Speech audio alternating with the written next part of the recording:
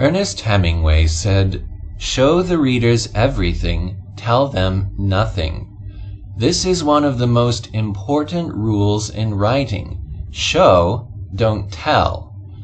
For new writers, it can be a bit confusing. Aren't we supposed to be storytellers? Well, let's not argue about semantics.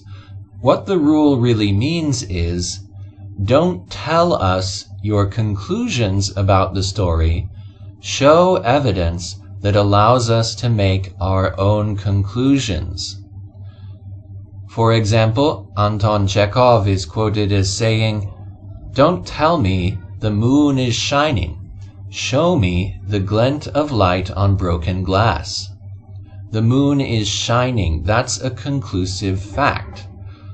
Light glints on broken glass, that's evidence that something is producing soft light. Whether it's the moon or a street lamp is actually not important. The reader can choose how to imagine the scene.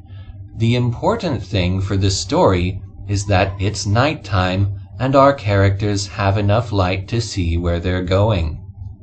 Again, don't tell us your conclusions about the story.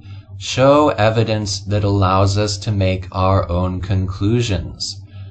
No one, I repeat, no one experiences life as a series of objective truths, firm decisions, and clear conclusions. We experience life as a series of apparently pointless facts and meaningless events. Our job is to put them together and give them some kind of meaning. A writer's job specifically is to help readers give life meaning, not to do it for them. Consider another example. It was Tuesday night, and Gary was doing stand-up comedy at McLaren's pub. He tried all his best jokes, but no one laughed. It was so embarrassing that Gary decided he would have to change his approach. These sentences tell us facts about what Gary is doing, when and where he is doing it. They tell us facts about how Gary feels and how Gary chooses to solve his problem. But our rule is show, don't tell. To show a story, think about what your characters would sense, how they would behave, and how they would express their emotions.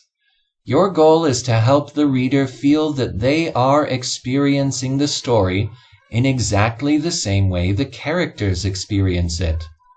Let's edit to show this story instead. Gary's palms dripped sweat into the microphone. He wondered briefly if he could get electrocuted that way. "On the way over here tonight," Gary said, "I stopped to use the bathroom at the gas station. It was out behind the dumpster and there was a big padlock on the door. I had to get the key from the pump guy and I asked him, 'Why do you lock this thing anyway?' He said, 'I'm afraid they'll ask me to clean it.'" A woman near the stage managed a grin, while a guy in the shadows near the bar simply coughed into his beer. Gary sucked in his breath. These canned jokes were getting him nowhere. These sentences don't tell us conclusions about the story. They show evidence that allows us to make our own conclusions. We hear Gary's joke, and we can decide whether it's funny or not. We see the bar from Gary's point of view, hear his thoughts, and sense his emotions, his sweat, his masochistic fantasy, his self-criticism. And we can assume that he is embarrassed and that he needs to change his approach. Note that when we show evidence for the story, we can cut out some facts which are really pointless. We don't need to know that it is Thursday night at McLaren's. It could be Tuesday night at McGinty's, but that wouldn't change the story. The story is what Gary desires and experiences, not a list of facts that concern Gary. When we understand Gary's perspective, we begin to care about him and empathize with him, even if we don't think he's funny. Thank you for joining me for this introduction to the writer's rule, show, don't tell. Now that you know about the rule, are you ready to put it into practice? Let's continue our journey to become a writer in 31 days.